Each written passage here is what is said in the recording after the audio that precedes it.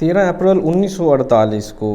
Royal Pakistan air force station Risalpur سے خطاب کرتے ہوئے قائد اعظم محمد علی جناح رحمۃ اللہ تعالی علیہ نے کہا کہ رائل پاکستان ایئر فورس کی ایک یونٹ کے پہلے دورے سے مجھے بے پناہ مسرت حاصل ہوئی ہے۔ اس میں کوئی شک نہیں کہ مضبوط فضائی فوج کے بغیر کوئی بھی ملک رحم و کرم پر ہوتا ہے۔ پاکستان کو جس قدر جلد ممکن ہو اپنی فضائی فوج کو تیار کر لینا چاہیے، جسے ایک ایسی مستعد فضائی فوج ہونی چاہیے جو کسی سے کم تر نہ ہو اور پاکستان کے دفاع کی خاطر بری اور بحری افواج کی صف میں اپنے موزوں مقام پر ہو۔ دیگر ممالک میں جو فضائی ترقیاں ہوئی ہیں میں ان سے پوری طرح باخبر ہوں اور میری حکومت نے یہ تہیہ کر رکھا ہے کہ رائل پاکستان ایئر فورس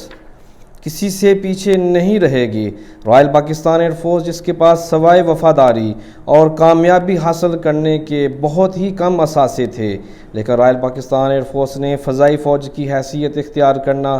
شروع کر دی ہے۔ یہ اسکول جو صرف 7 ماہ قبل قائم ہوا اس کی ایک عمدہ مثال ہے۔ مجھے علم ہے کہ آپ کو عملے کی قلت کا سامنا ہے، لیکن میں سمجھتا ہوں کہ بھرتی کا کام نہایت تیزی کے ساتھ ہو رہا ہے اور اچھے لوگ آگے آ رہے ہیں۔ مجھے اس بات کا بھی علم ہے کہ آپ کو ہوائی جہازوں اور ساز و سامان کی کمی کا سامنا ہے، لیکن ضروری ساز و سامان کے حصول کے لیے کوششیں کی جا رہی ہیں اور جدید جہازوں کے حصول کے لیے فرمائشیں بھی بھیجی جا چکی ہیں، لیکن ہوائی جہازوں اور عملے کی افراد کی تعداد خواہ کتنی بھی ہو بے سود ہوتی ہے جب تک ہوائی فوج میں باہم مل جل کر کام کرنے کا جذبہ اور نظم و ضبط کا شدید احساس نہ ہو۔ میں آپ کو یاد رکھنے کی تاکید کرتا ہوں کہ نظم و ضبط اور خود اعتمادی کے جذبے سے سرشار رائل پاکستان ایئر فورس ہی پاکستان کے شایان شان ہو سکتی ہے۔ اس اسکول کی ترقی کے بارے میں جان کر مجھے بہت خوشی ہوئی ہے